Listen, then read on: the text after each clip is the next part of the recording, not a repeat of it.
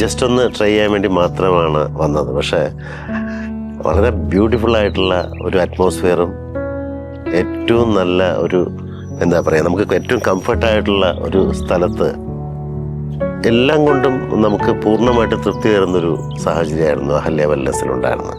നമസ്കാരം, ഞാനിപ്പോൾ ഉള്ളത് അഹല്യ വെൽനസ് എന്ന ആയുർവേദ കേന്ദ്രത്തിലാണ്. അപ്പോൾ ഞാൻ ഇരിക്കുന്നത് കണ്ടു കഴിഞ്ഞാൽ പെട്ടെന്ന് നിങ്ങൾക്ക് തോന്നുന്ന ഒരു പാർക്കാണോ അല്ലെങ്കിൽ ഒരു എന്താ പറയുക, ഒരു ലേക്കും കാര്യങ്ങളൊക്കെ ആയിട്ടാണ്. ഇവിടുത്തെ ഒരു അറ്റ്മോസ്ഫിയറാണ് ഏറ്റവും ബ്യൂട്ടിഫുൾ ആയിട്ടുള്ള. ഈ സ്ഥലം ഞാൻ ആദ്യമായിട്ടാണ് കാണുന്നത്. ഒരുപാട് സ്ഥലത്ത് ഞാൻ ആയുർവേദ ട്രീറ്റ്മെൻറ്റ് പോയിട്ടുണ്ട്.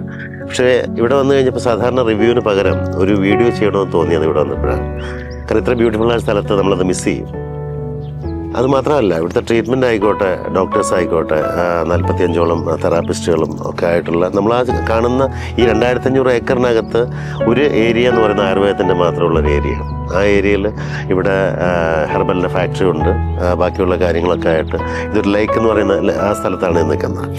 അപ്പോൾ ഇവിടെ ഒരു കോട്ടേജിനകത്ത് ആക്ച്വലി 2 ബെഡ്റൂമും കിച്ചണും എല്ലാം ആയിട്ട് ഒരു ഫാമിലിക്ക് ശരിക്കും പറഞ്ഞൊരു 4 പേർക്കൊക്കെ സൗകര്യപ്രദമായിട്ടുള്ള രീതിയിൽ നമ്മൾ താമസിക്കാൻ വൈഫും കൂടെ ഉണ്ടായിരുന്നു.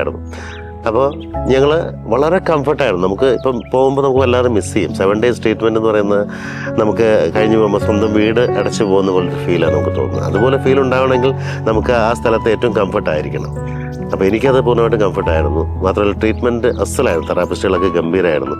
അപ്പോൾ സാധാരണ അങ്ങനെ ഒരു വീഡിയോ എടുത്ത് വരണമെങ്കിൽ തീർച്ചയായിട്ടും അങ്ങനെ ഒരു കംഫർട്ട് കിട്ടിയത് കൊണ്ട് മാത്രമാണ് ഞാനത് വരുന്നത്.